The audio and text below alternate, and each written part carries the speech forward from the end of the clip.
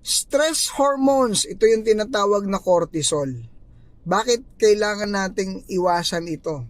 Dahil ito yung responsable sa masamang nangyayari sa katawan natin. Yung lalong hindi nagpa-function ng tama yung buong katawan natin, dumi ito sa dugo natin. Yan, hinahirapan ka matulog, balisa ka, ang bigat ng katawan mo, ang dami mong negative na ginagawa, wala kang focus, kaya kailangan maiwasan yung stress hormones na yan or cortisol. At ipuproduce to ng katawan natin sa tuwing stress ka. Kaya ingatan mong or iwasan mong maging stress kasi nga gumagawa ka ng hormones na mas lalong nakakasama sa katawan mo.